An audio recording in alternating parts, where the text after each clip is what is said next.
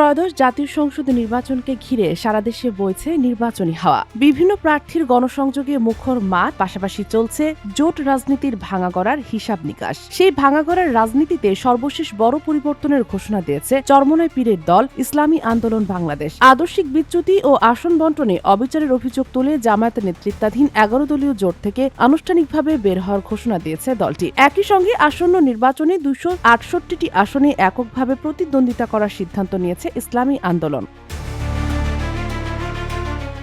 শুক্রবার দলের কেন্দ্রীয় কার্যালয়ে আয়োজিত এক সংবাদ সম্মেলনে এ ঘোষণা দেন ইসলামী আন্দোলনের মুখপাত্র মাওলানা গাজী আতাউর রহমান। জোট ত্যাগের ব্যাখ্যায় তিনি জামায়াতে ইসলামের রাজনৈতিক অবস্থানের কড়া সমালোচনা করেন। গাজী আতাউর রহমান বলেন, জামায়াত আমির ডাক্তার শফিকুর রহমান খ্রিস্টান সম্প্রদায়ের প্রতিনিধিদের আশ্বস্ত করেছেন যে ক্ষমতায় গেলে তারা শরিয়া আইন প্রতিষ্ঠা করবে না। ইসলামী আন্দোলনের মতে যারা প্রধান শক্তি হয়েও ইসলামের আদর্শ ও আইন থেকে সরে আসে তাদের সঙ্গে পথ চলা সম্ভব নয়।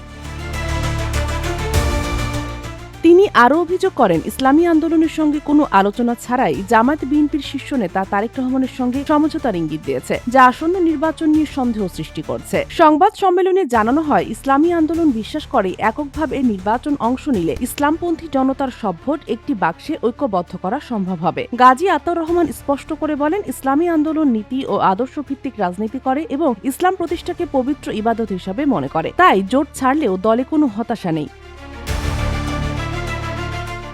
এদিকে ইসলামী আন্দোলনের ঘোষণার পর তাৎক্ষণিক প্রতিক্রিয়ায় জামায়াত ইসলামীর সহকারী সেক্রেটারি জেনারেল এহসানুল মাহবুব জুবায়ের গণমাধ্যমকে বলেন, জোট রাজনীতি, রাজনৈতিক আলোচনা বা পারস্পরিক সম্পর্কের ক্ষেত্রে কোনো পক্ষের ওপর অসম্মান বা চাপ প্রয়োগ করা হয়নি, বরং সর্বোচ্চ স্বচ্ছতা, বাস্তবতা ও পারস্পরিক সম্মান বজায় রেখে সিদ্ধান্ত নেওয়া হয়েছে। এ সময় জামায়াত আদর্শচ্যুত হয়নি বলেও দাবি করেন তিনি।